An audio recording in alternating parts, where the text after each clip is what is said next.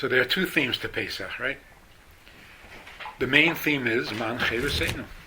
It's a time when we became free. But on the other hand, the theme of Pesach is also Emunah. Eating matzah strengthens your Emunah. So what's the connection between Emunah and freedom? So it's very fundamental and important. In fact, it's probably a crisis. What exactly is Emunah? What does Emunah mean? I believe... So I was sitting in the airport, and this guy comes over. He sits down, and he starts giving me a sermon. He's a missionary.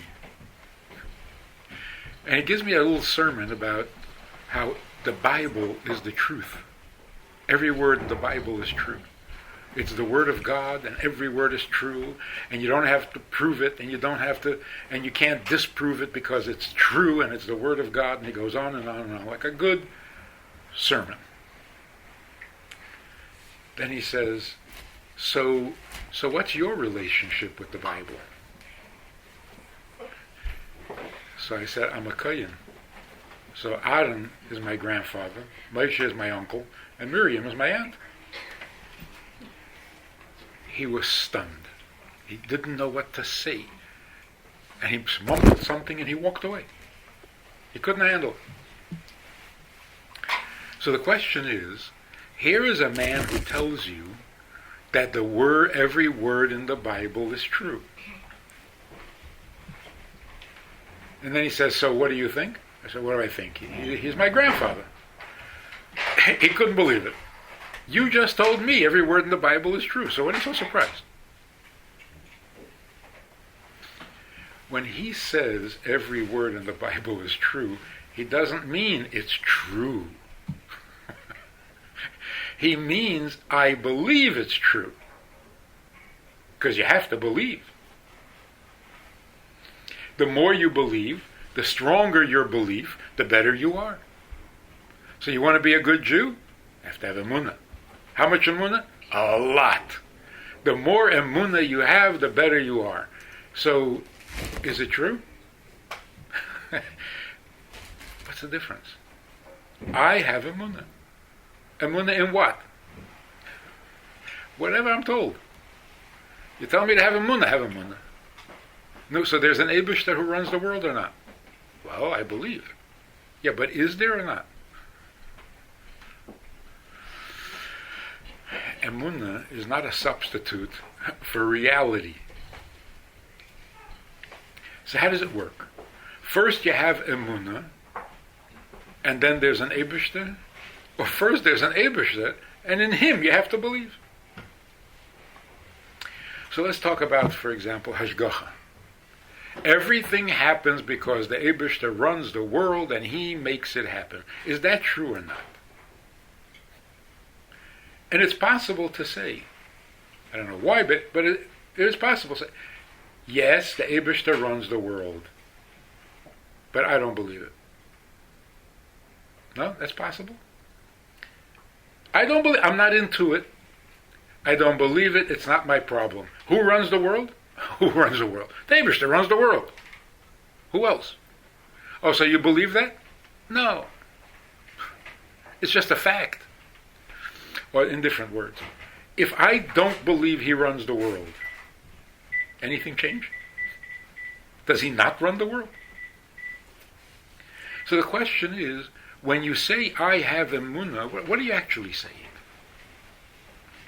You're saying, I know the truth. So why is that your Emunah?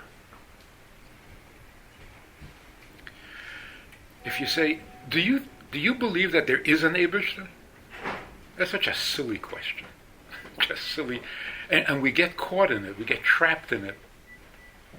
If somebody asks you, do you believe in an Eibishter? Your answer should be, what's the difference? What's the difference? If I believe, then there is, and if I don't believe, then there isn't.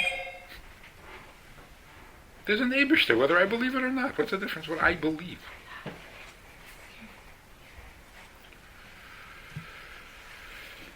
So what exactly does it mean, I believe? Werde gefragt. Who cares what you believe? Whatever is emes is emes. If you believe it, good for you. If you don't believe it, too bad. It's still emes. So what is this virtue of having emunah? So here's the shocking secret. If you have emunah that there's an Eibishter, you're just playing games. There is an Eibishter. Nobody's asking you to believe it.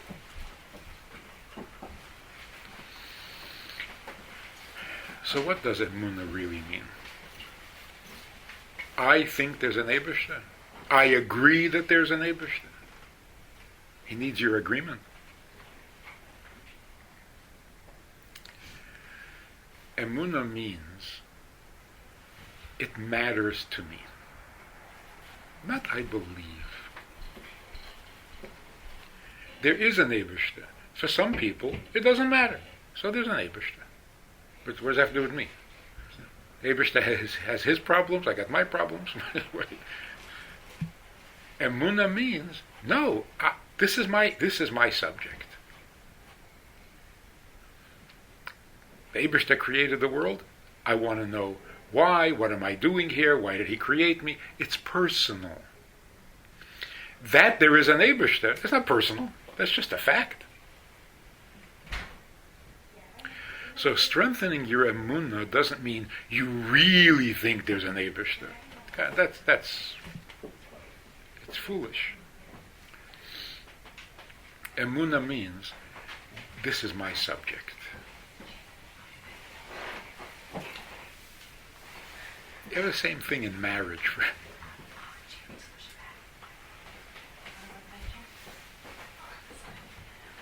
A person can be married, and it's a fact. You got married, you're married. What do you think about all day? What do you do all day? How do you live your life? It has nothing to do with the marriage.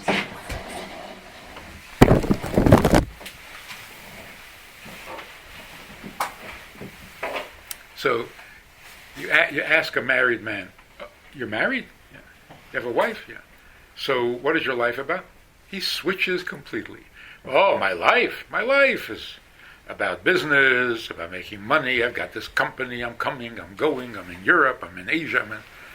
Or my life is I learn, I daven, I fast, I do tshuva, I do. And your wife? Yeah, what? What about her? I said, you're married. Yeah, married. I am married, that's a fact. What's my life? Completely different thing. So do you have emunah in your marriage? Or it's just a fact? So emunah means familiar. An uman, what's an uman? Trade. Huh? A trade. Skill, craft. A craftsman. Talking about the person with the skill, right? What is a skill? A skill means this is your thing. This is what you're familiar with.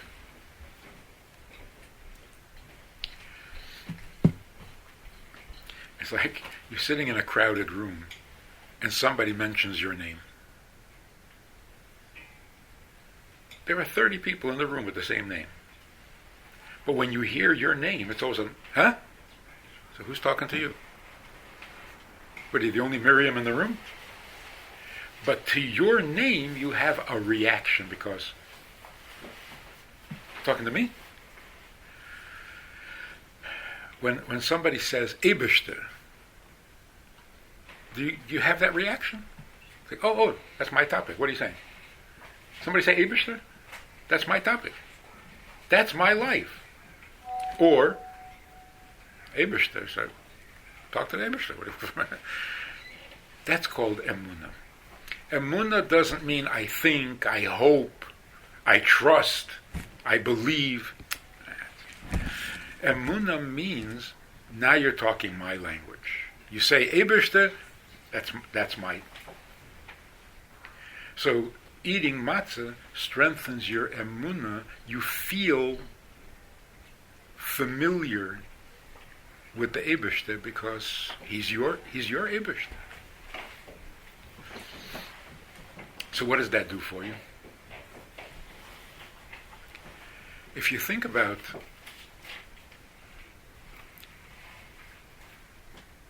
the power of coming home. Sometimes you're separated from your home, you're away from home, something is keeping you away, and finally you can come home. What does that feel like?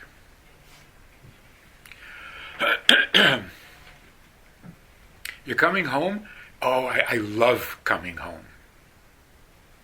You love it. Okay. That's not what makes it so powerful. Coming home means I am where I belong. Right? That's called home. You're running around the world, you don't belong there, you don't belong here, you're in between, and then you come home. What does it mean? Now I'm where I belong. It is the most powerful thing in the world. And that's why Golus is such a terrible thing. We're not where we belong. So you can love Golus. Yeah, but loving something doesn't make it home. It doesn't feel like I belong. So when you come home, it's I am where I belong. I am doing what I should be doing, and I'm with the people that I'm supposed to be with. That feels perfect. Not just nice. Not just, oh, I love it. It's much more than that. Because when do you ever have a feeling, I am where I belong, so there's no place else I'd rather be?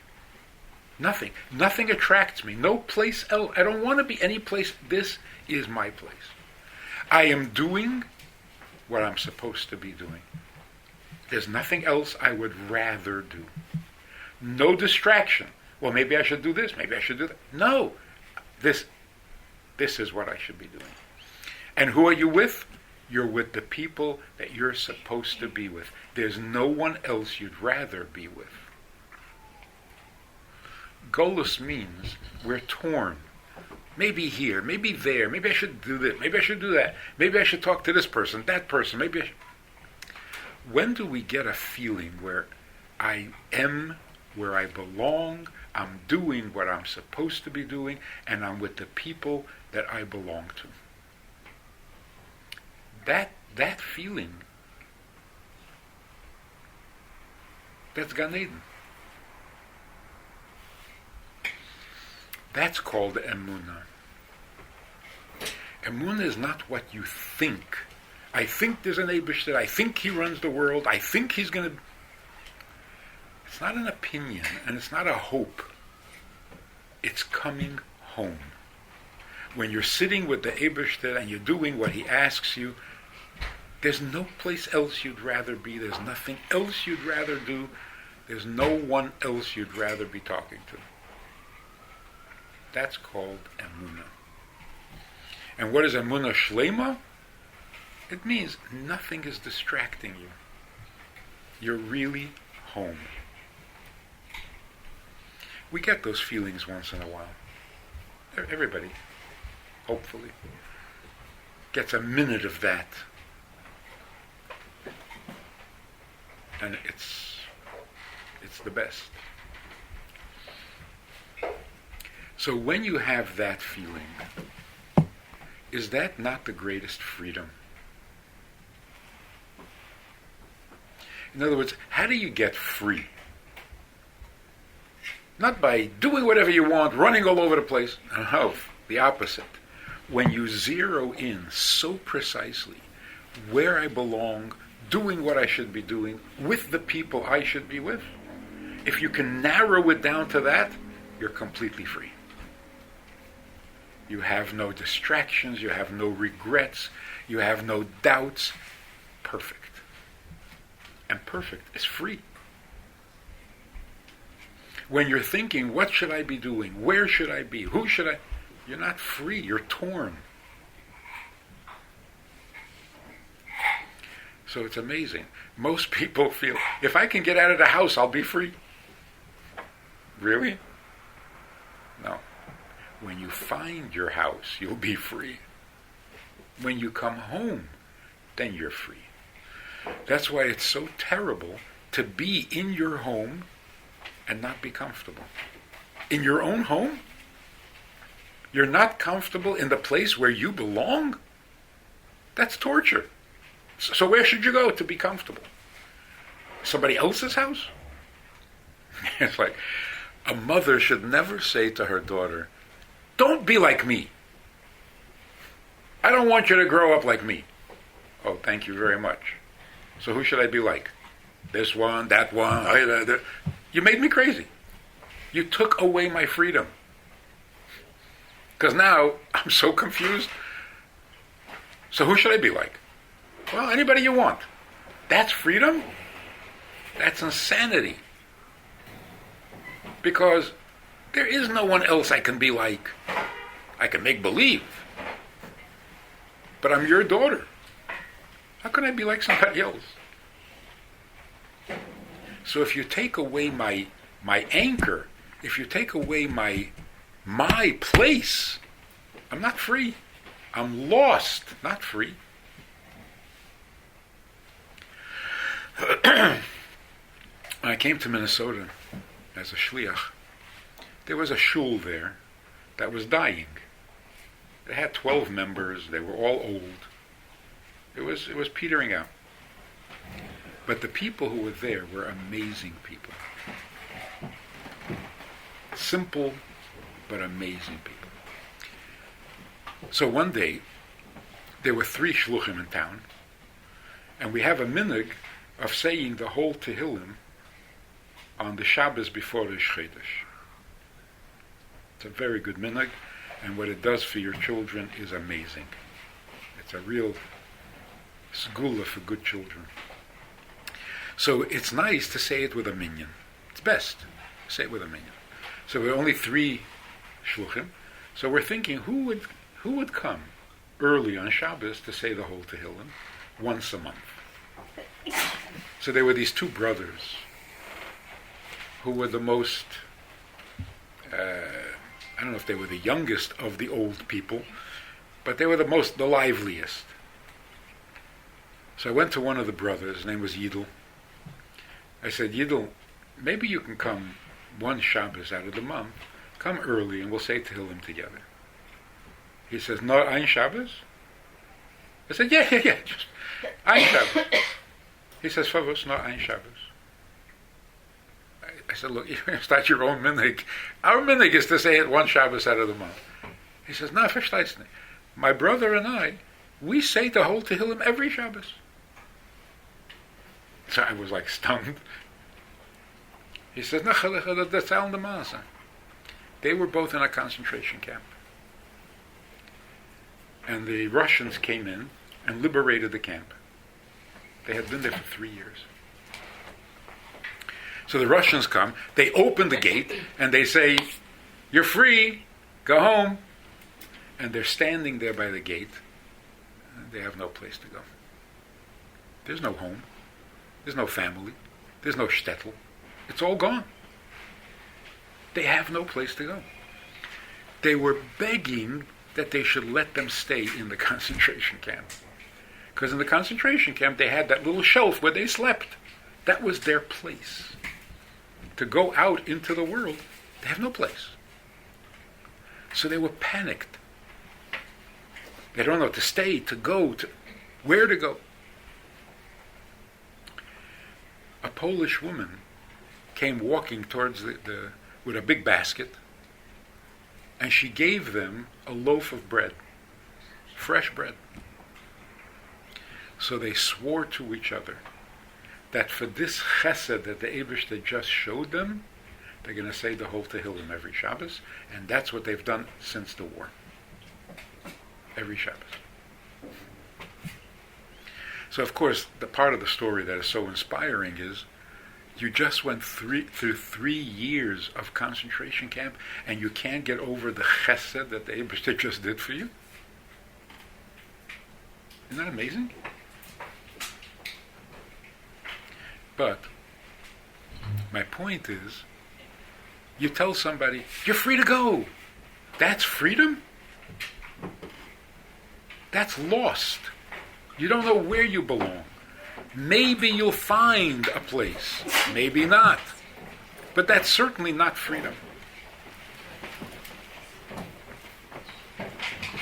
It's almost like you're free to go look for your freedom. And in the meantime, you're verblonget. You're not free. So, Emunah and freedom are mamish the same thing. When you know where you belong and you're there, comfortable, that's freedom. Even when you're doing something that is really difficult, but it's exactly what you should be doing. You're doing something you really don't like. For example, diapering the baby. You don't like it. There's nothing to like. But you're so at home. You're doing exactly what you need to be doing. That's freedom. When you start having doubts, maybe I should, that's it. And you've lost your freedom. Now you're tortured. So, what does it mean to educate children, to raise children, to be good Jews? How do you do that? Give them a bunch of laws. This is allowed, this tarmanished, and this. And then if they don't listen, this is how you raise good Jews? A Jew who knows where he belongs, he knows what he should be doing, it's such a pleasure. And that's why you see people who are Balei Tshuva, the way they shine, what is that? The Shechina? Like, oh, they're so holy. No, they're just getting into Yiddishkeit. They're just starting. What is shining? They're finally home. They don't know how to do what they're doing, but now they're doing what they know they should be doing. Until now they've been doing things as experiment. We'll try this, we'll try that, a little here, a little there. It's torture, it's not freedom. When they start doing their first mitzvah, it's like, I'm home. I'm home. And then they're shocked to see people who are raised frum, who are confused and they're not happy, and why do I have to do this? And they say, wait a minute. You're complaining? You're home. We just got here. So what do we do to make it feel like home?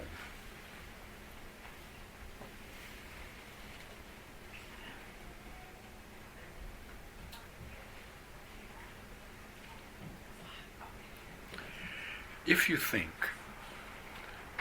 the Eibishter came to Har Sinai and is testing us, he gave us a bunch of mitzvahs and a bunch of avedas to see how we're going to do. If we do good, we'll get schar. If we don't do good, we'll get punished. If that's what you think, it will never feel at home. You're doing what you were told to do. Is that home? Does that feel like home? No, it feels like a test in school. You're being tested. It's not comfortable. It's not right. It's just necessary. Because if you don't do it, you're going to fail. This is not Yiddishkeit. Torah is not a test.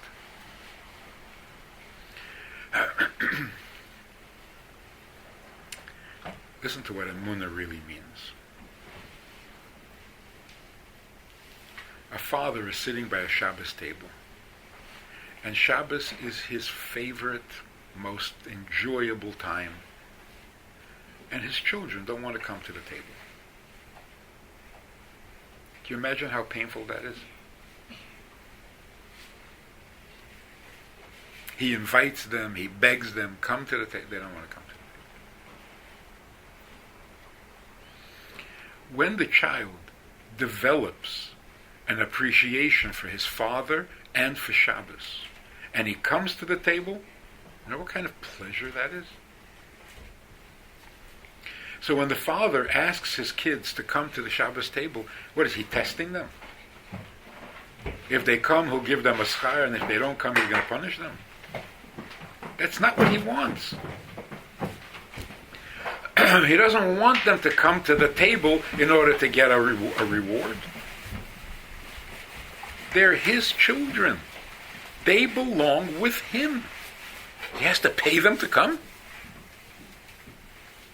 That's why the Mishnah says, don't do a mitzvah for the schar. Why not? Because if I have to pay you, then you're not going to feel at home by my table.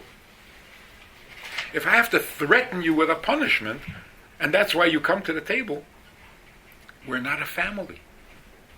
You don't feel like you belong there. You're just there because you have no choice. That's not a family. When the Eibishter gives us mitzvahs, he is basically saying, I keep Shabbos. Why don't you keep it with me? I keep kosher. Why don't you keep it with me?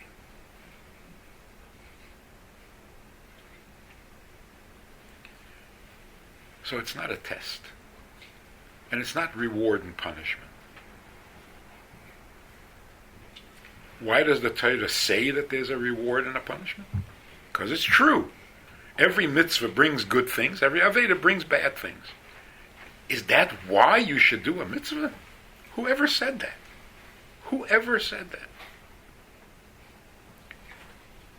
It's like you tell your child, if you play with matches, you're going to get burnt. So why don't you want your child to play with matches? Because he's going to get burnt? No, you don't want him to play with matches, even if he doesn't get burned. So why are you telling him he's going to get burned? Because that's the fact. That's the fact. If you do an Aveda, you hurt yourself. But that's not why you shouldn't do an Aveda. What if a kid says, I'm going to play with matches. I like to burn myself. You got a pretty crazy kid. But what are you going to say then? No, I don't want you to burn yourself. It's ridiculous conversation. So really, like in English, how do you translate the word mitzvah? Commandment. Commandment?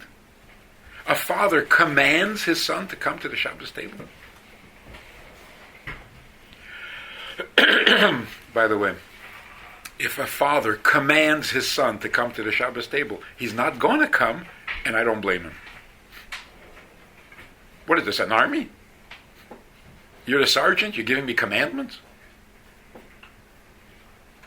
So if the child doesn't feel at home by the Shabbos table, it's the father's fault. In a home, you don't have commandments. There's no commander, there's no sergeant, there's no generals. What's commandments? This is where you belong.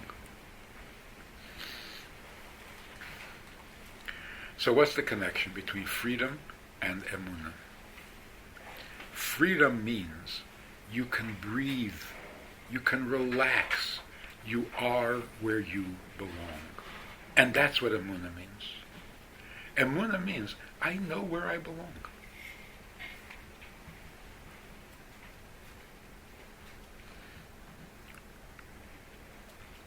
There's one other thing.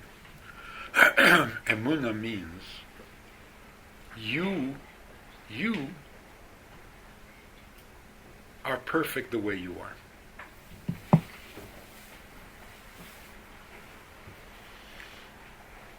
It's like the Eibishter calls to Avraham.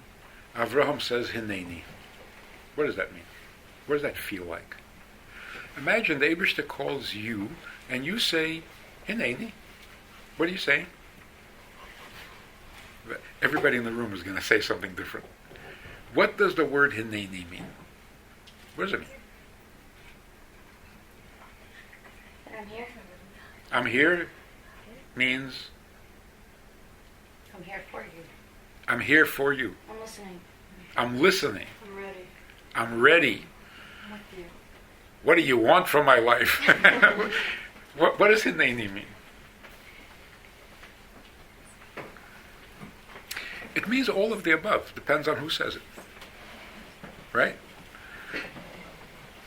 Your father calls you, you say, what? What do you mean by that? What? The real, deepest meaning of Hineni is, I don't care what you're going to say next. The answer is yes. So Hineni doesn't mean like, okay, I'm listening, what do you want? And then I'll decide if I want to do it or not. No. Hineni means, sure. Sure to what? I don't care. Whatever. Right? So Hineni, I'm here. I'm here means I am not making any conditions on you. If you tell me something I like, I'll do it. If you tell me something I don't like, I don't want to do it. So what does Emunah mean? People say, the Eibishter is the best. He'll take care of you. He'll be good to you. Emunah means, you don't have to promise me that he's going to be good to me. My Eibishter is my Eibishter no matter what. In other words, I have no conditions. If you'll be good to me, you're my Eibishter. If not, I'm not interested. In marriage, this is so important.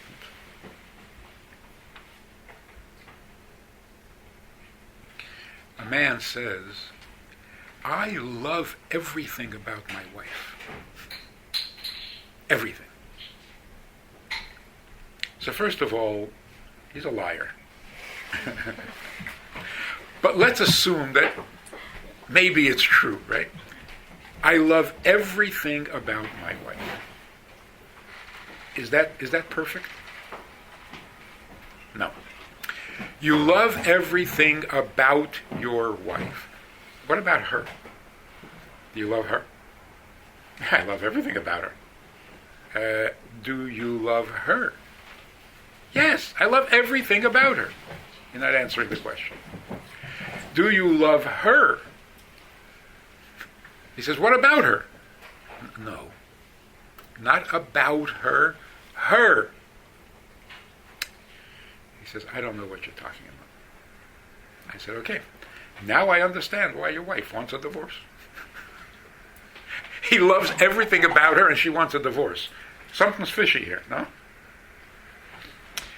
You can love things about a person, but you don't want that person in your life. You just want to get whatever it is. Yeah. So if you say, for example, I'm marrying this woman for her money. I love her for her money. What's wrong with that? What's wrong with that? I love her for her money. What's wrong with money? It's a good thing. Everybody should have money. External. It's not really. He's not marrying the money. Who she is. It's not what? It's very external. It's not really who she is inside. So? And he's marrying her and the money. Huh? He's not marrying the money, he's marrying her, so it doesn't help that he loves the money. What he's saying is not true. I love you for your money? No, you don't. I love your money. Yeah. That's it. You don't love me. So it's a tricky, like, who you think you're kidding here? I love you for your money. So you don't love me. You love the money. I'll marry you for your money. No, you won't marry me for the money. You're going to marry the money. And one day you're going to look at me and say, what are you doing here? It's my house. Get out. You don't belong here. Especially if you lose your money. I was married to the money. If there's no money, who are you? How did you get into the picture? See how bad it is? It's another thing. I love you, but I can't live with you. That's It's a good line. and that's so true. I tell people they Tell you why, love a person, you can't live with them. but I'll tell you why that's true. What does it mean? I mean, when I try to talk to people about this, they really do have a hard time. What do you mean? Do I love her? What? What should I love about her? Nothing about her, just her. People say, I don't know what that means. What's her? This is really sad. What's her? Who is she? Wait a minute, you're married to her. But you don't know what her means? You don't know what she means? Where do you say this is who she is? Wherever you go, there's always layers and layers to get deeper. So if you're trying to figure out who she is, what she is, you're not married to her. To be married to her means I want you in my life. I'm not analyzing you. I'm not trying to figure out who the essence of you is. None of that. I don't care. I want you in my life. What will I get from you? I don't care. I just need you in my life. So why does a person decide to marry one person over the other? If First question is, why marry anybody? Isn't that a good question? Why would you marry anybody? Wait, I don't get where the commandments come in. Huh? If mitzvah means commandment, then where's that? How does that No, come? I'm saying it's a bad word. So, It's but- misleading. But that's what the word means. And it's basically say the 10 Commandments. Bad. Okay. Even though we know that's not our translation, it's like we use it sometimes. I know. Language is very... So listen to this. What does it mean to want her? What about her? Nothing about her. She has to be in my life. What part of her are you talking about? I'm not talking about parts of her. I'm not her analyst. I just want her in my life.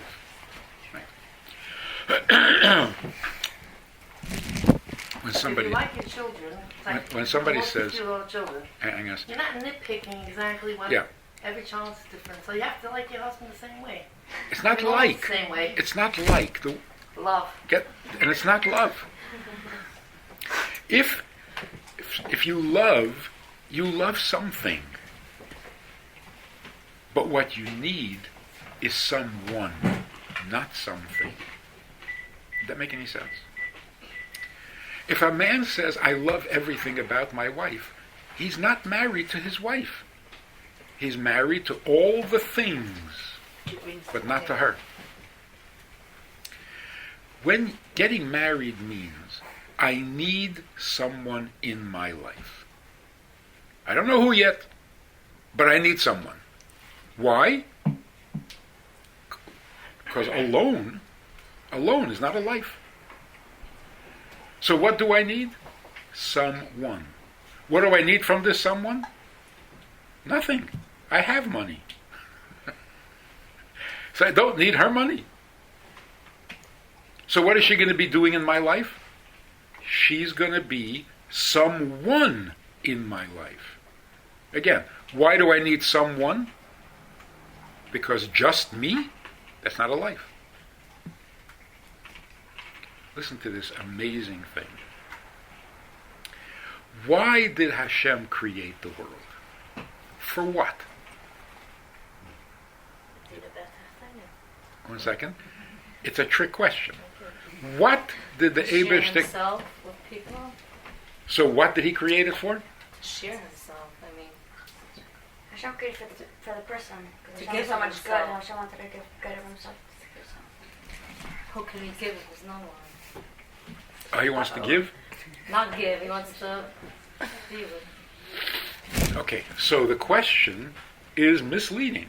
I said, what did he create the world for? And you're saying, who he created the world for. He wasn't looking for a what, he was looking for a who. Who will be here with me? The answer is Bnei Yisrael. What will he get from Bnei Yisrael? Headaches, disappointments, whatever. And it doesn't matter. It doesn't matter. I need you to be beside me. That's called a marriage. The Eibishter created the world not for what? For nothing. He needs someone, not something. He's an Eibishter. What does he need something for? What could he possibly need? The answer is, what? He doesn't need any what. Because he's the Eibishter. But to be just him, not good. So what's the solution? Someone else. Now look at this. Amazingly beautiful, powerful. If I don't need anything from you, really, I don't. I have whatever I need. I don't care. I don't want anything from you. I just want you to be in my life. And you say no. What am I missing? She doesn't want you. So what am I missing? Not her. Hmm? Her. What am I missing? She's missing in my life. You know what it means? I miss you. We've been separated for a long. I miss you. What does that mean? I need you to come do the dishes? So the Eibishter says, I need you to be besides me. And we say, I don't want. So that makes the Eibishter imperfect? He's still perfect. He doesn't have you. You're missing. So a husband who says, I miss my wife. What does that mean? What does he miss about her? It's not what, it's her. God forbid an older couple and one of them passes away. What did the other one just lose? A helpful guy? He's not helpful. He's old and decrepit and he can't do anything. So what did she just lose? She didn't lose what? She lost him. And without him, she won't live long. So why do we get married? Because we are a little bit like the Eibishter. He is not content being himself. He's perfect, but so what? Just myself? So he creates someone to be with him. Now, if we do mitzvahs, then we are the someone, and we are with him, because we're doing his mitzvahs. If we don't do mitzvahs, we're still the someone that he needs, but we're not with him. So when we don't do mitzvahs, what's wrong? What's wrong? Big deal. So I did do it, I didn't do it. What's wrong? What's wrong is he misses you. You're the one he needs, and you're not available to him. Does he need so many people? Like, what's the difference if it's you? He has so many other people. He has a very big appetite. Shlomo HaMelech had 1,000 wives. He has 14 million.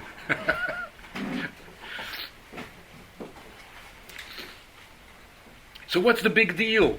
So I didn't do the mitzvah. That's like a kid who says, I'm not coming to the table Shabbos. What's the big deal? I have to eat by the table? It's not you have to eat by the table. Your father misses you. All he wants is you. And you're not available? So, you see, why would that be called a commandment? I miss you so much, I command you to come back. Thank you very much. I'm not coming back. This is how you He miss. doesn't have a relationship with his father. He doesn't talk to him all week, and why would he want to go? Right. The problem is much bigger than the Shabbos table. He's not available to his father. Because his father's not available Was to he him a a whole week. spouse? That could be. You want to blame the Eibishter? That's okay. You put us in Golas for 2,000 years and now you want us to be best friends? It's a good time, then. But here's the amazing thing. Today, people say, I love my wife, we got married out of love, I love everything about her.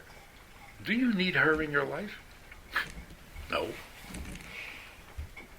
So you're married to all those things, just not to her.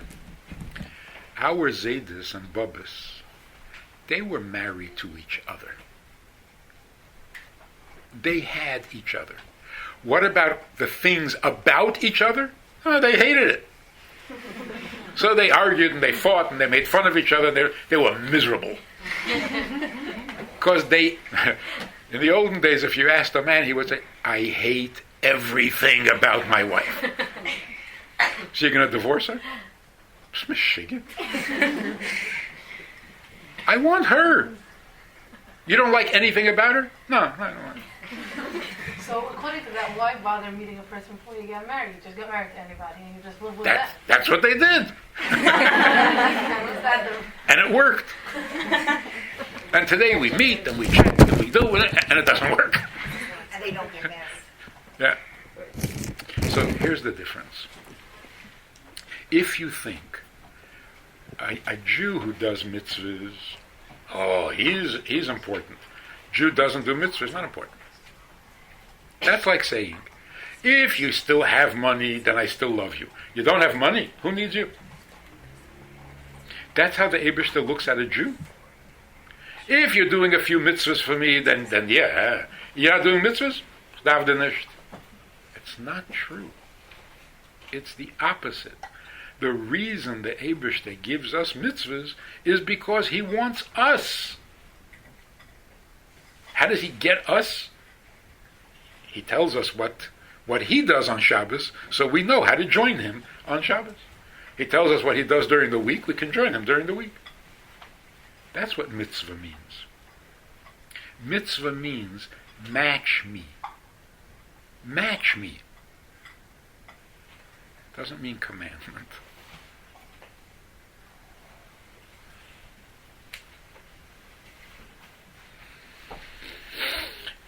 So let me use this analogy. You may have heard it before. I think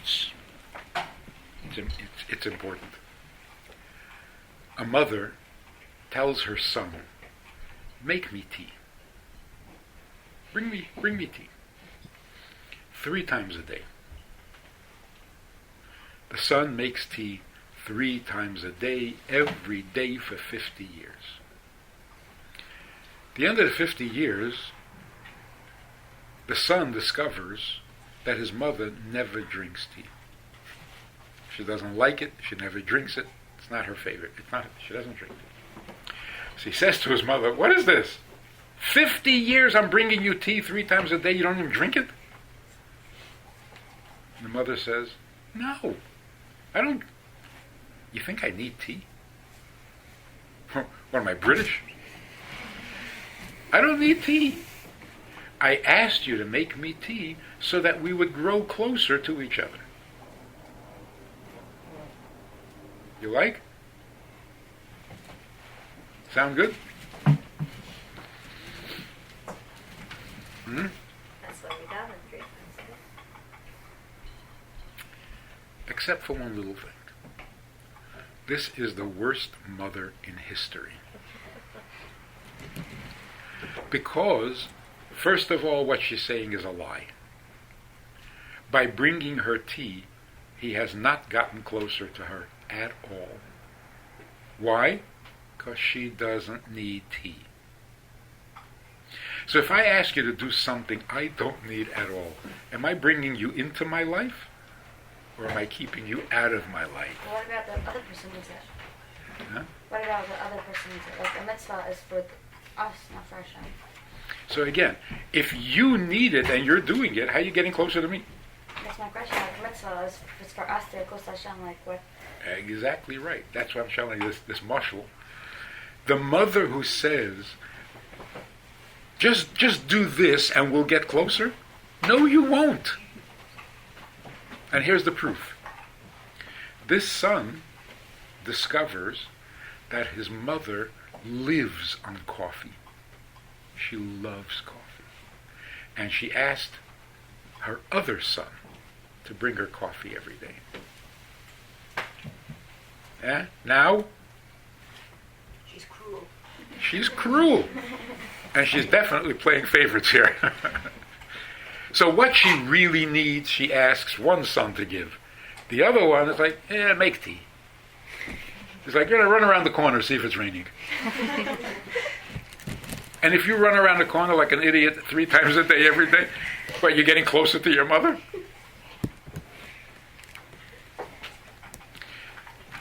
So you say, but listen, his mother told him, and he gefolgt. He did what he was told. Isn't that nice? It's nice. It's not close. If you obey, you get a good mark for obedience. But close? Who do you obey? A king? A principal? Why? Because you can't get close. They're never going to be your friend. So you obey them, because if not, you're going to be in trouble. That's not closeness. So now with a mitzvah. A mitzvah means you're getting closer to Hashem. Really? You mean like making tea? Or like making coffee? If the Eibishter does not drink the mitzvah, if that's not his favorite thing, then you're not getting closer to him by doing it.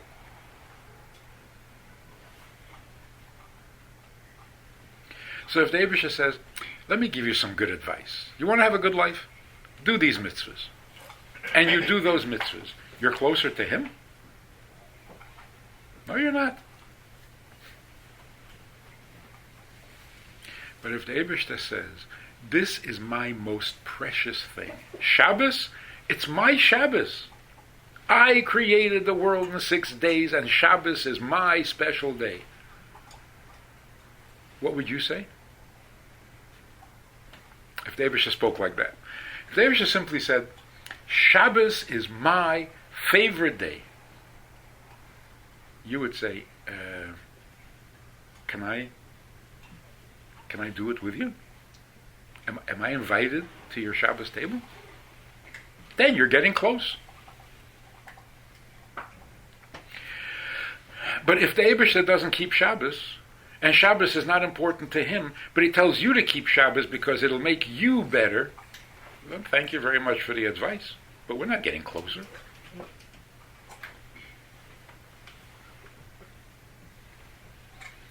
You pay a psychiatrist to give you good advice. You don't become his best friend. You're getting closer to him, you're paying him. So he gives you good advice and you go do it. Then you don't want to talk to him anymore. Because now you don't need him. You haven't gotten close. That's why in a marriage, where the whole idea is to get close, you have commandments. Follow these commandments. You're not going to get close.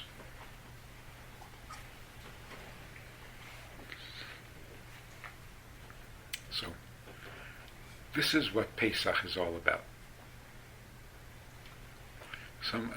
My non-Jewish neighbor once asked me, he saw me getting the kitchen ready for Pesach. He said, what in the world is going on here? I said, we're getting ready for a holiday. He says, which holiday? I said, when we came out of slavery. Good answer? Yeah? It's the holiday when we came out of slavery. He said, when did that happen? I said, 3,000 years ago. He says, 3,000 years ago? Get over it. You're celebrating freedom that you got 3,000 years ago? Genugschein. That's such a good question. You haven't been slaves for 3,000 years? And look what you're doing to your kitchen? What? Say thank you. It's a good memory, but enough already. It's such a good question. You're thanking the Eibishter for taking you out of Mitzrayim. You're so happy that you don't have to build a pyramid. You don't even know how to build a pyramid. What are you talking about? Listen to this. We are not thanking the Eibishter that we're not slaves. That's not freedom. We are thanking the Eibishter that He took us out. Not that we're not slaves. What is exciting and we can't get over it after 3,000 years, He took us out. You know what that means? He came to Mitzrayim to get us. We didn't go running for Him. He came to us. Does that sound like a commandment?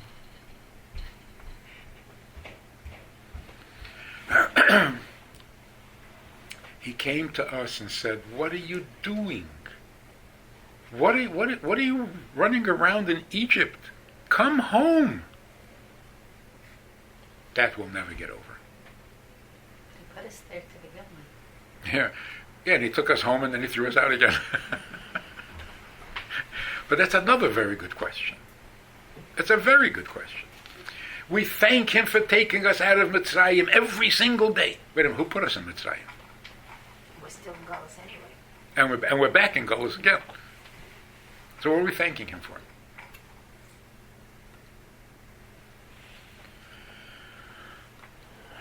Somebody mentioned it before, indirectly.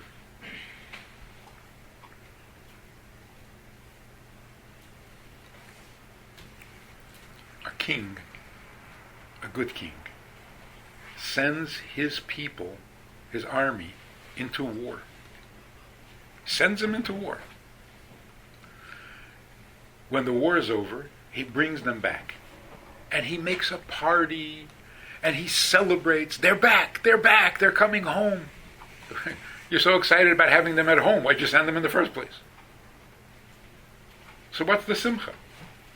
Make up your mind. You want them home or you want them out there? So obviously, what's the answer? Does a king want them home or does he want them at war? From home, you had no choice. You needed to do something. Right. So when he sent them to war, he didn't want to do that. He doesn't like that. That's not what he really needs. You got to protect the country, so you have to go. But when he brings them back, that's what he really wants. That's what he enjoys. And to see him so happy to have us back, that's our simcha. So we're going to complain that he sent us down to Mitzrayim. He sent us to Mitzrayim because it had to happen, not because he wants it. But when he took us out of Mitzrayim, that was personal. That was his simcha. So we are so thrilled that he feels that way about us. So he comes to take us out of Mitzrayim. Personally. Because that's what he really wants. Then we come to Eretz Yisrael and we build the Beis HaMikdash and for some reason he has to send us into Golus. He hates it. So when Mashiach comes and he takes us out of Golus, it'll be his biggest simcha. And that we can't get over. We are your simcha? So to understand it better, let's look at the opposite. I got a phone call a couple of years ago. A man from Israel. I don't know him, he doesn't know me. He has a problem, he needs a solution. What's the problem? His 12-year-old daughter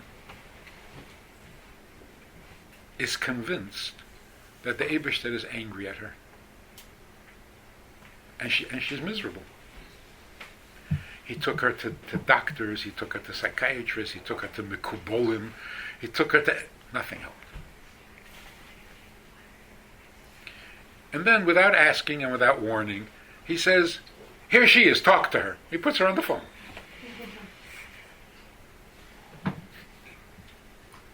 What would you say? 12-year-old girl is miserable because Eibishter is angry at her. What would you say to her? But ask her what you did. Why do you think so? Why do you think so? She doesn't know. Who do you think you are? Ask if she did something Huh? that she feel. Who do you think you are that he cares so much? I said to her, the Eibishter is angry at you? She says, yeah. I said, I'm so jealous. She says, what? I said, you can get the Eibishter angry? When did you become so important? You're 12 years old and you can get the Eibishter Beidei Kol Ha'olam? You can get him angry? This is amazing. How did you become so important? That's it, the problem was over. And just imagine she's telling her friends, Eibishter's angry at me. You're nothing. You see, even when the Eibishter says, I'm so angry at you, you don't hear the compliment?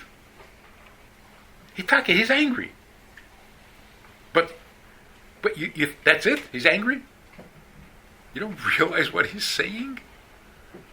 He can be angry at you? You matter that much you can actually get him angry? It's such a compliment.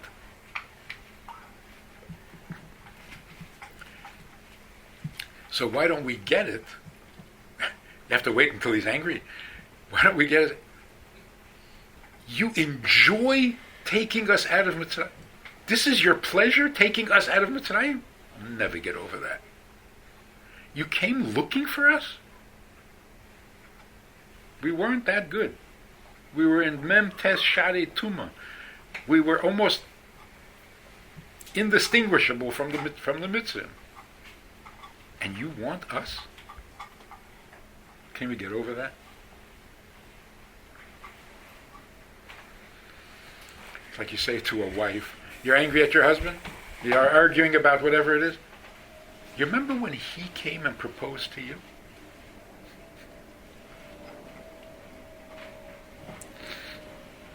Okay, one more thing about Pesach. The beautiful story from the Dubna Magid. There was a very rich man, and he was getting older. He wanted to get married, but he was afraid that whoever marries him will marry him for his money. So the years went by, he wasn't getting married. So he was sitting one day in a bar, and he's talking to the bartender. And he says to the bartender, he's back in Europe, he says to the bartender, I'm wandering around, I'm not married. Why? Because I'm suspicious. People are going to marry me for the money. So the bartender says, there's a girl working in the back. She's an orphan. She comes from a little shtetl. She doesn't know what money is. Meet her. They met. They liked each other. He decided he's marrying her. And now he's so excited that he hires the best cooks and the best everything. And he wants to get married that week. So every hour he comes into the kitchen to see if the food is, faster, get it ready.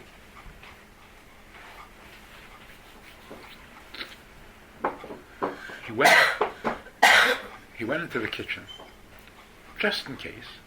He took the apron that this girl wore, working in the back over there, washing dishes, and he tucked it away. Just in case. She saw this.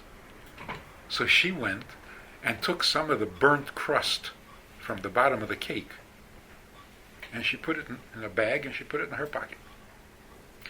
They were married for 2 weeks, and she said to her husband, how come all the other women are getting new dresses for Yontif? You're not buying me a new dress? And he said, I knew this was going to happen. He let it go. A while later, she comes and says, going to a party, all the other women wear jewelry. You're not going to buy me any jewelry? He says, okay, that's it. He takes out the apron. And he says, look at this. Do you remember you were a slave in the kitchen over there and wearing this dirty shmata, and I took you out of there and you're complaining? So she takes out the bag with the burnt crust. And she says, who rushed the baker? Who couldn't wait to get married that you'd made the baker turn up the fire and burn it? So, who's doing who a favor over here? You wanted to marry me more than I wanted to marry you, so where's the jewelry? So the Tubal Maggid said, that's Pesach. We call it Chag HaPesach. What does the Eibishter call it? Chag HaMatzahs, right? We make demands of the Eibishter. Why don't you take us out of Golus? Give us this, give us that. The Eibishter says, eat morer. Eat some more. Remind yourself where you were, and I took you out of there. So we take out the matzah. And we say, you know why we're eating matzah? Because you couldn't wait. Why do we have matzah? Because he rushed us out of Mitzrayim so fast. So who's doing who a favor?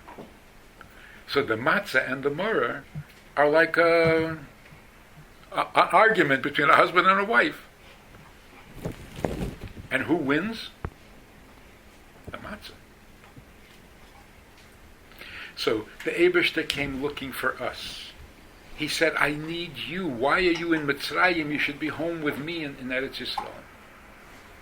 That we can't get over. Slaves, not slaves, that's not the point. So the point is not that we got out of slavery. The point is, you took us out of slavery. And why? Because that's your pleasure. When you sent us to Mitzrayim, it was not your pleasure. But taking us out was your pleasure? Can't get over that. So if I can get closer to you, of course I will. Don't command me, just let me. Let me, I'll get closer to you. Tell me what's really precious to you, I'll do it. You have to command me? That's the celebration of Pesach. And why is Pesach so special? More than Shavuos? More than Sukkot? Because it's the beginning. That's how our relationship began. Shavuos was 50 days later. Sukkot was 40 years later. For 40 years after. But how did it all begin? He came looking for us. You should never get over that.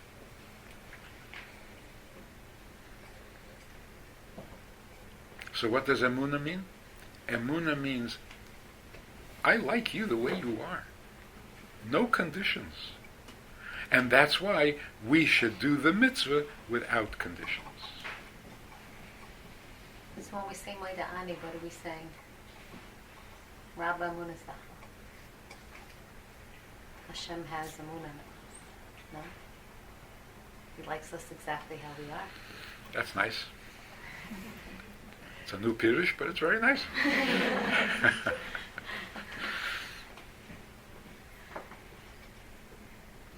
So then what's bitachon? What's bitachon? What's on my back?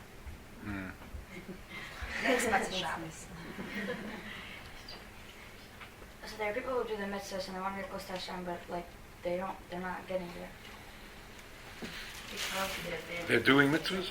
Yeah, they're doing I'll mitzvahs. get you And right they away. really want to get close to Hashem, but there's like there's Doesn't feel like, right? right. Because they're thinking wrong. They're thinking the Eibishter gave them good advice. Yeah, that's not going to get you closer to him. He didn't give you good advice. He revealed himself to you. He said, this I love, this I hate. So if you join me, you'll get closer to me. If Hashem wants to be close to him, why are there so many blockages in God? Like, why is it that hard? Like, Because it feels like Hashem's pushing us away. In a sense, like when you're in God, so you're like, it gets harder, it gets so confusing. You're like, if you want to be close to me, why don't you help me? But you know, If you see, every single organization opens up by a person that suffered. So you have to have challenges in order to understand and to grow. Without the challenges, it's not going to come. the challenges begin because he wants you to Grow. be beside him, not a clone of him. Because if you're a clone, then he's still alone. Then there's still nothing besides him. So you have to be a you. You have to have your own opinion. You have to have your own feelings. You have to have your own appetites. And then if you can overcome that and match him, then you become really... But if you're just an obedient, you do whatever he tells you, then you're not anybody besides him. It's like loving a puppy. No, the puppy loves me back. Yeah. Okay, so Chachma. Of course he loves you back. He's a dog.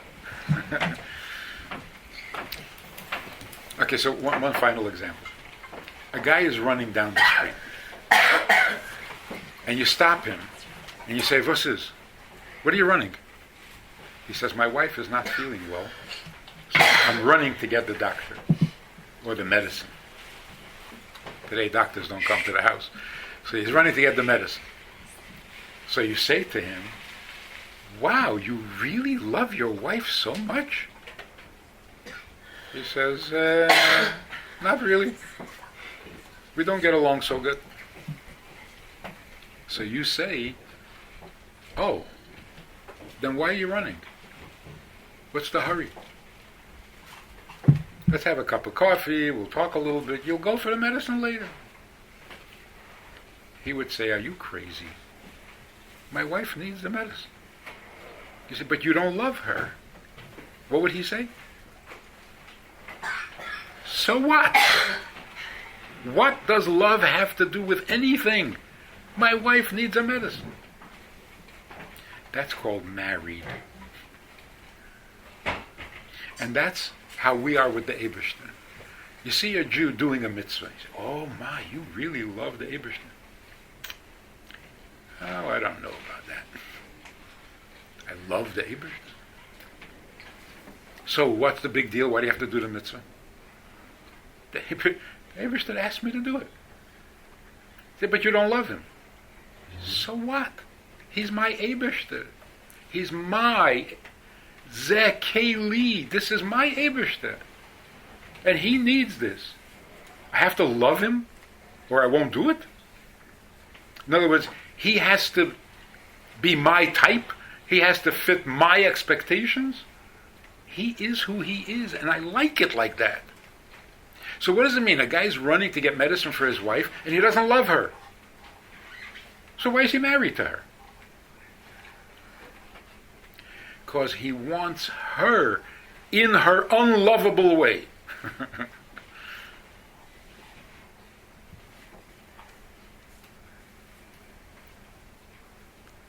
That's why the word commandment doesn't fit.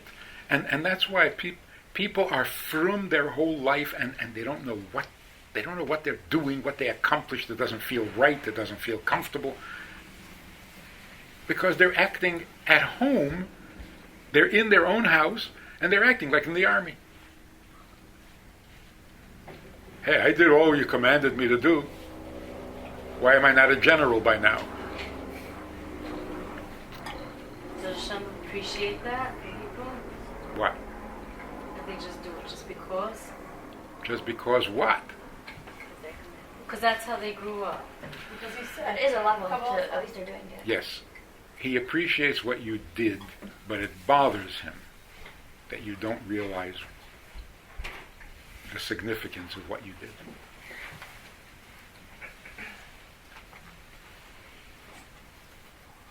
You know what it means to be a chassid? To be a chassid means I am not doing a mitzvah because it's a mitzvah.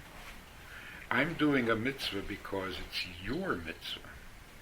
Eibishter's mitzvah. If you tell me, I'll do it. You give me good advice, not interested. So it's not, here's a good way, it's not devotion to the mitzvah, it's devotion to the mitzvah. It's not, is this a big mitzvah? No. Whose mitzvah is it? The Eibishter's? I'm doing it. Yeah, but it's just a little one. I don't care what the mitzvah is. I care about who I'm doing it for.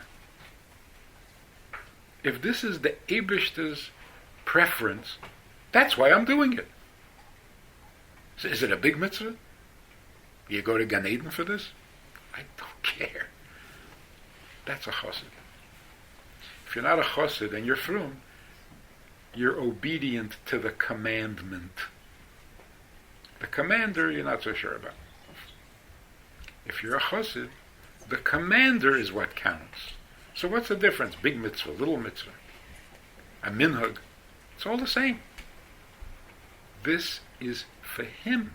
For him I'll do anything. I just want to stop a little because I'm older than most of you. So I make my Shabbos table like Shefer Brachas. 36 years I'm married. I told my children like this: if you kill yourself with your husband Friday night, Shabbos the table has to be nice because you're making gifts for Hashem. If you're in a desert, Shabbos has to be nice.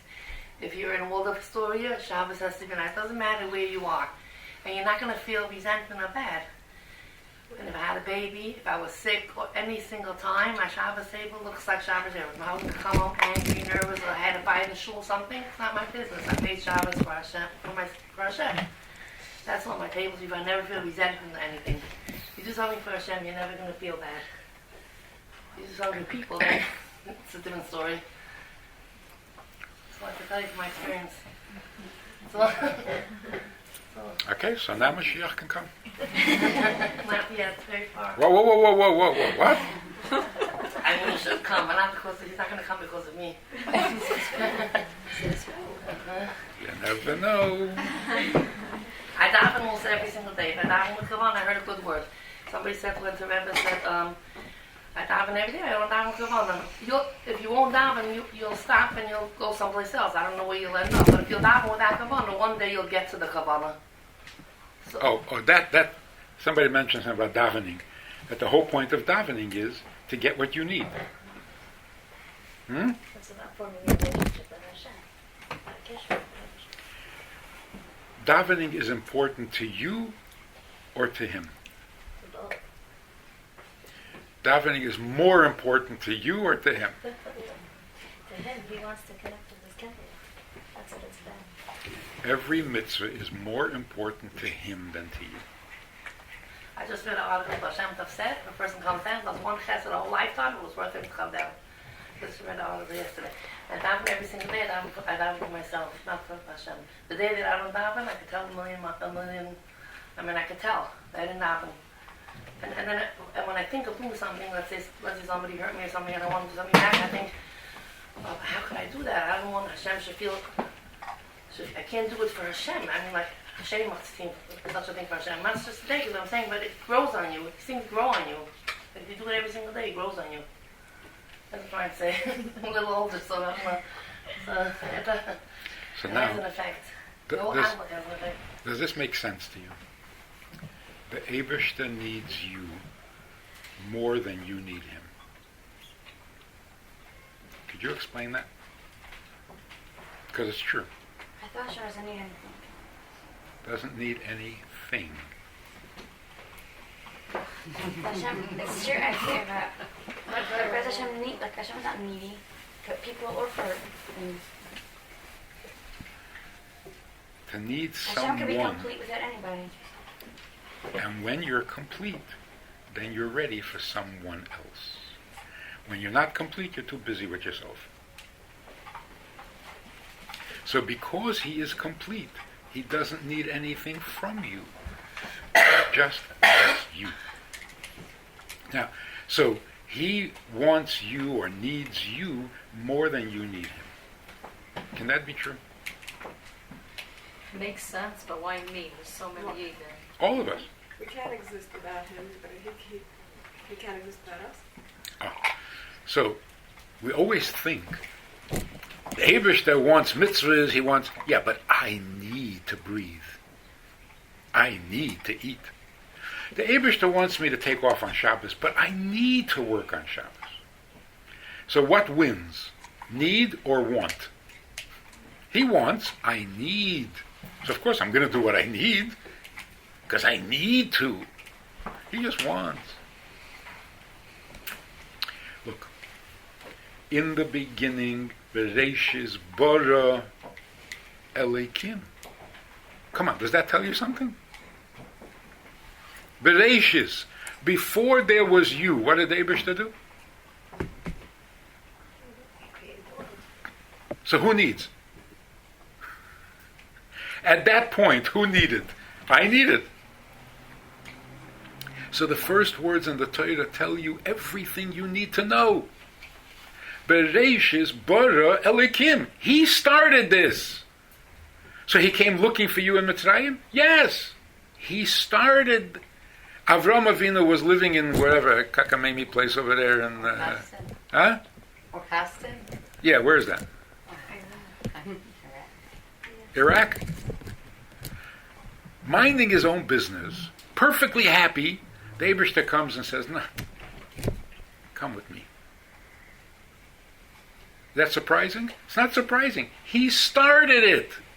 Bereshis bara Elokim. It's all about something he needs. So yes, he came to find Avraham. And then he came to... so long.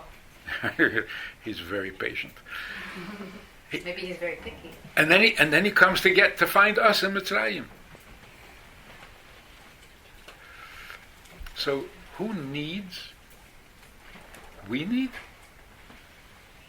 So you say, yeah, because if I don't get what I need, I'm going to die. See, that shows that you don't. When you say, I need to eat, well, actually, I don't need to eat. I need to be strong. If I can be strong without food, that would be perfect. But unfortunately, I need food in order to be strong. Why do I need to be strong? In order to be able to live. Why do I need to live? I don't know. I didn't create myself. So when you say, I need this for that, which means you don't really need this, right? It's only a means to an end. By the Eibishter, he needs you. Will he die without you? What does dying have to do with it? He needs you. Not he needs you in order to live. He really needs you for you. It's not a way to get something else.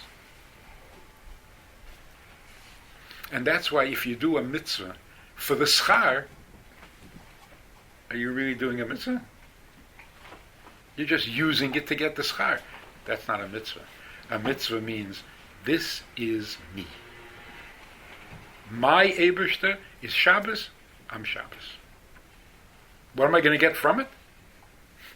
What do you love about Shabbos? So a guy said, I love everything about Shabbos. You're reform. Shabbos is Shabbos. You don't have to love everything about it. It's Shabbos. And then there are people who keep Shabbos because it's Shabbos. And they hate everything about it. And that's good. That makes sense? So listen to how confused it. I have real needs. What the Eibishter asks, he doesn't really need it. What did you just do? What did you just do? You're more real than him. It's like, I really get angry.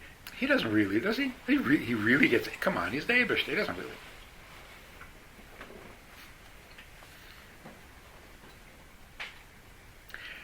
the Eibishter's arm. Come on, he doesn't have an arm. The Eibishter spoke. He doesn't speak. He doesn't have a mouth. The Eibishter is jealous. No, he's not. He's the Eibishter.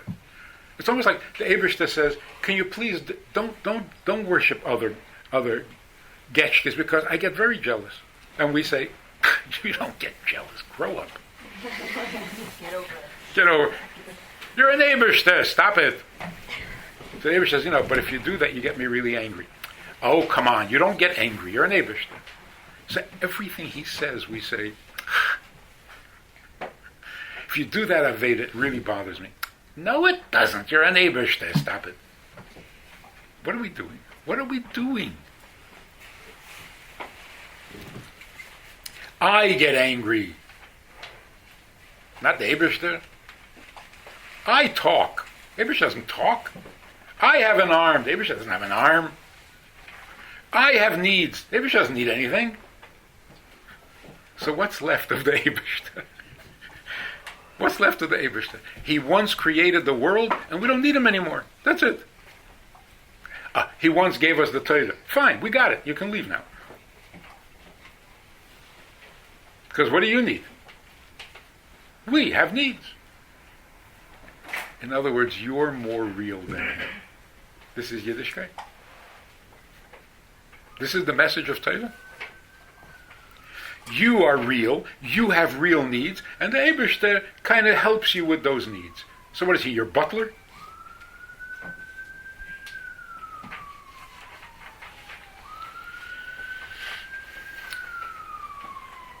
So what does the Mishnah mean? Don't be like the servant, the Eved, who serves his Rav for the schar. Be like the Eved who serves the Rav without a schar. Excuse me. If you're serving the Odin, the Rav, for the schar, are you serving him at all? It's like saying, I love you for your money. You love me for the money? No, you just love the money. So you're serving Hashem for the reward. Excuse me, who are you serving? You're serving the reward. You don't have an Eibishter. You just have a reward you're trying to get. That's not even called serving him. Okay, I'm going to end with this. My granddaughter was crying because her doll broke. The arm came off. So I sit down next to her and I say, "Oy vey, it must have hurt so bad." So she starts to laugh. She says, "It didn't hurt." I said, "How could it not hurt? The arm came off." She said, "It's not a real arm." I said, "How do you know?" She said, "It's plastic." I said, "Right. Really, a real arm is not made out of plastic. A real arm has to have a bone with skin on it." And then I realized, wait a minute, that's a real arm. It's a bone. It's a bone with skin. That's a real arm? The Eibishter has a real arm. Not a bone with skin on it, a real arm. A bone and skin is not much better than plastic. So he has a real arm. That's why he can split a sea. What do we have? Something that is vaguely similar to an arm. It's not the real thing.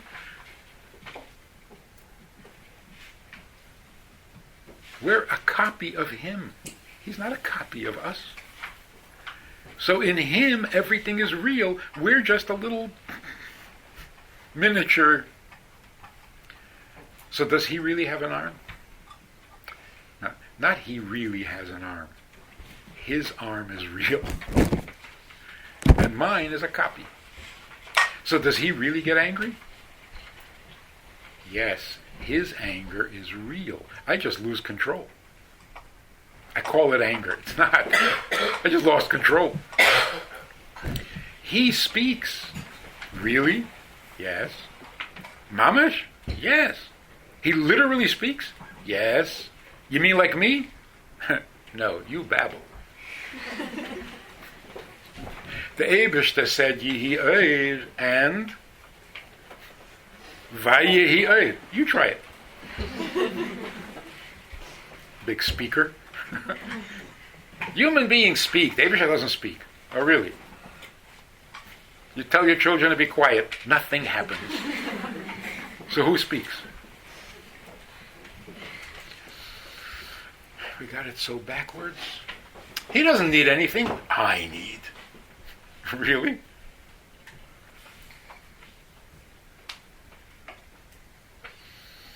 So when you're told in school, in yeshiva, and whatever, the Rov, and when it says the Eibishter's arm, don't take it literally.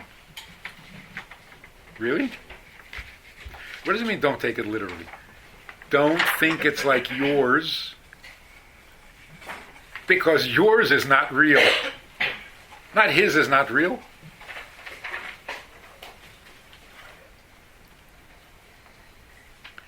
So, how could the Eibishter have needs? Human beings have needs.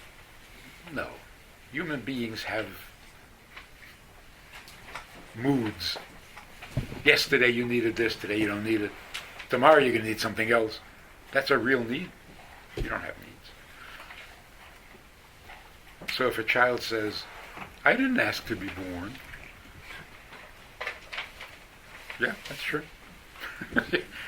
Right. Nobody asks to be born. Why don't we ask to be born? I don't need to. I needed to be born. If I was never born, I would never complain. I don't need it. The Gemara says, Bal korchoch ata noilad. You're born against your will. You don't need this. So who does? If I don't need it and I didn't ask for it, what am I doing here? Obviously, somebody needs it and somebody asked for you to be born. Who? So he does need. I don't need. How did we get it backwards? Everything about me is real. Everything about him is maybe a little, something, but not real. He doesn't have an arm, he doesn't talk, he doesn't get angry, he doesn't notice, he doesn't care, he doesn't hurt, he doesn't smile, he doesn't cry. What did you just do to him?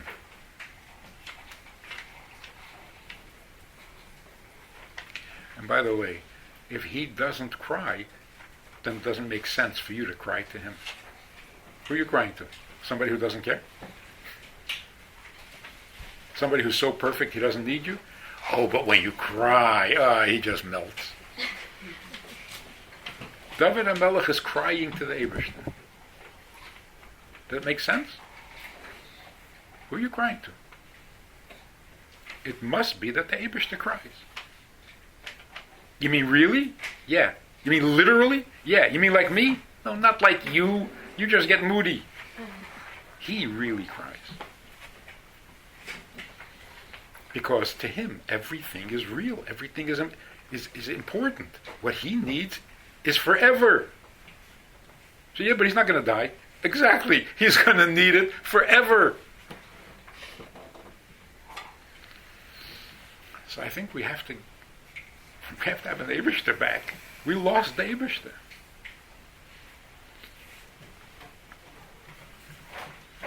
It's very much like a kid says, my father can't tell me what to do. That's what a father is. A father is somebody who can tell you what to do. That's it. And if he can't tell you what to do, then he's not your father anymore. That's what a father is. You've lost your father completely.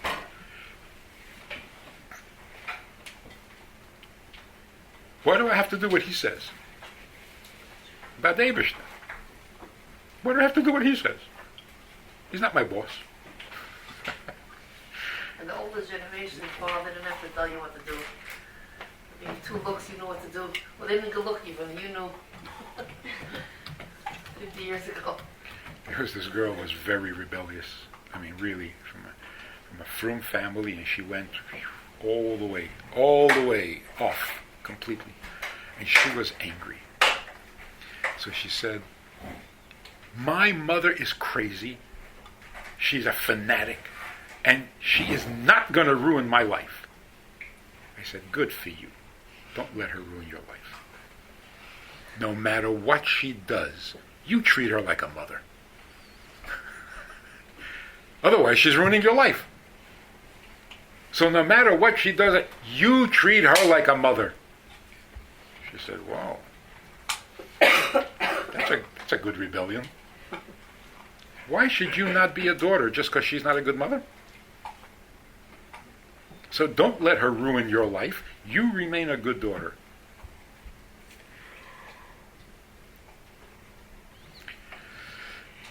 People say, oh, the Eibishter made a Holocaust? That's it. I'm not... Oh, so you're also going to suffer now? So now it's going to destroy you too? Don't let him. Don't let him destroy you. You treat him like an Eibishter no matter what he does. That's how a Jew behaves. My father doesn't know what he's doing, but he is my father and I'm not giving up.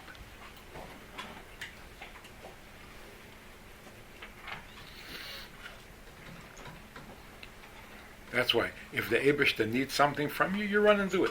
You love him? A lot of things about him I don't like. But he is my Eibishter. I'm his, he's mine, and that's never going to change.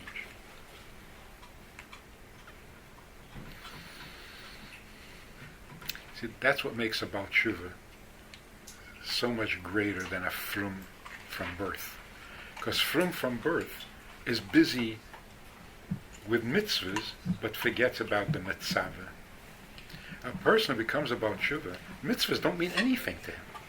He doesn't even know how to do it. And when he tries to do it, he's so awkward and it's so embarrassing. It's not the mitzvah that he loves. It's the mitzvah. It's okay, it's more romantic this way. So he goes directly to the Eibishter. A person who's already frum has to work his way through to get to the Eibishter.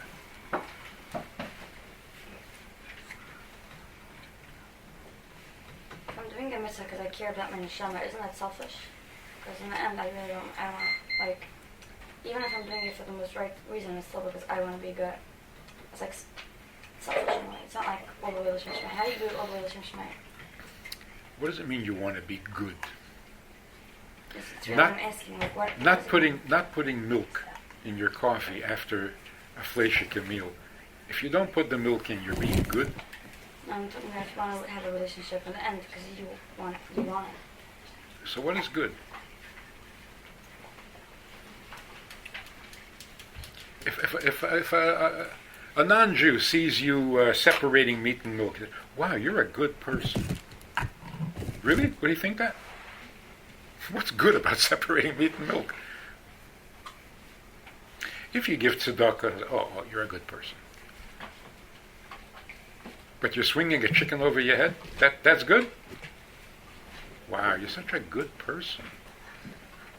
How do we understand good? If you can do something for someone else, that's good. So why do you separate meat and milk?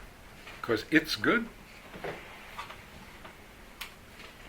No, because he wants you to and you're doing it for him. That's good. So a person says, no, I'm not doing it for him. I just want to be a good person. What did you just say? The only way to be good is if you do it for someone else. How can you be good for yourself? There's nothing good about it. But we get confused because everyone said, you have to be a good person. Be good. What does that mean? But we're not being mechanech our kids young to do that. It takes a level of maturity. You have to grow into that. So, when you tell your kid, a 3-year-old, to make a bracha on a cookie, what do you say? You say, make a bracha because we are Orthodox. No, you don't say that? Make a bracha, you're flim. Is that what? Made a bracha to thank Hashem that he gave what to eat. That's what I said. Hashem wants us to make a Ah. Make a bracha, because if you eat without a bracha, it's like stealing. Right. That's an old line that's been used a lot. It's like stealing. Every 3-year-old will say, "It's my cookie. Mine. What do you mean I'm stealing? It's my cookie." I have another question. If you first So- birth, Why do you make a bracha? Because it's just what you do. Huh? It's just, it's part of what you do. Hashem It's asked us because to. you do. Not totally true, but I would say it's just what you're supposed to do. What you're supposed to do. It's part of the relationship. It's just How is it part of the relationship? This woman started keeping Shabbos after being at our program in Minnesota.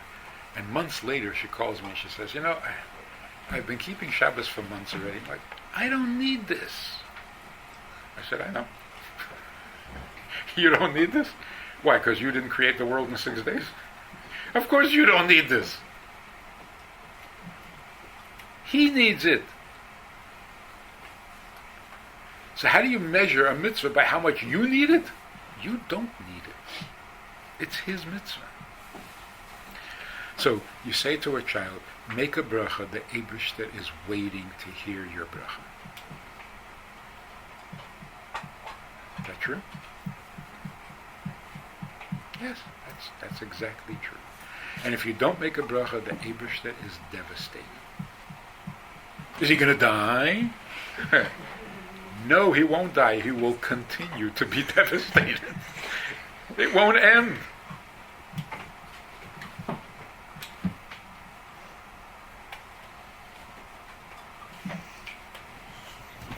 That's why when you say to your child, make a bracha, you're such a mitzvah boy. Don't do that. Don't do that. Don't distract him from what he's really doing.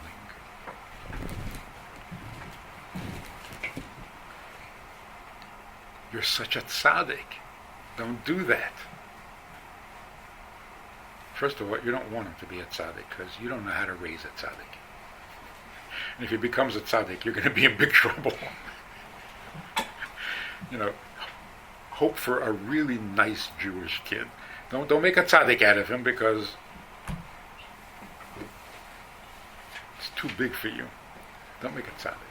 And the point is not to become a tzaddik. This is not a contest. So what is the right thing to say? If a kid makes a bracha nicely, that's a good bracha. Not you. Yeah. You can say, that bracha the Eibishter really, really liked. But don't make it about the child. You're a tzaddik, you're great, you're perfect, and then he's going to grow up being a selfish, arrogant kid, and you're going to wonder, how did this happen?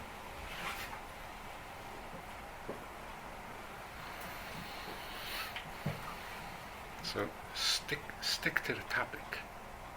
You don't want your kid to be a tzaddik. You want him to do what the Eibishter expects of him. Is that a tzaddik? Who cares? There's a comedian who says, I have no nachas from my children. I don't know, I must have done something wrong. Actually, when my kid was young, I said to him, don't get smart with me. So he didn't. Now he's all grown up and he's stupid. So be careful what you say to your children, right?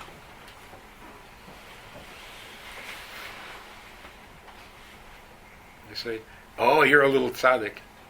Don't put those thoughts in his head.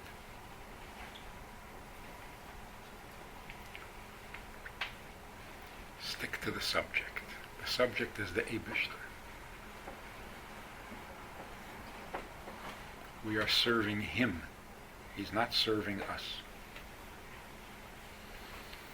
Well, don't we need him? Yes. We need him to enable us to serve him. That's why we say in the davening, V'ho'er eineinu b'seirasecha. Help me understand your Torah. Dabik libeinu b'mitzveisecha. All I want is to serve you, so help me. Golus doesn't help me. So send Mashiach and we'll serve you the way you want. Not send me Mashiach so I'll be happy. I think every wife feels that way. Couples come to me for marriage counseling, and I can just hear it. The wife is saying, she doesn't know how to say it, but the wife is saying, I want to be your wife. I want to support you. I want to look up to you. Just let me. Stop making it hard on me. Not, I want a divorce. No. I want to be your wife. Why won't you let me? That's what Jews are saying. We want to serve you. So what's with this Golus business? Take us out of Golus so that we can serve you, not so that we'll be happy and rich and famous.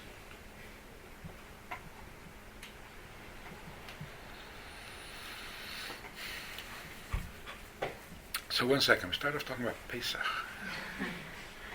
We're really distracted over here. So what is Pesach? Pesach means the Eibishter says, I need you. Be grateful for what I did for you. I took you out of Mitzrayim. And we say, you rushed us out of Mitzrayim. You couldn't wait to marry us. So this is how you treat your wife. Come on. A little jewelry.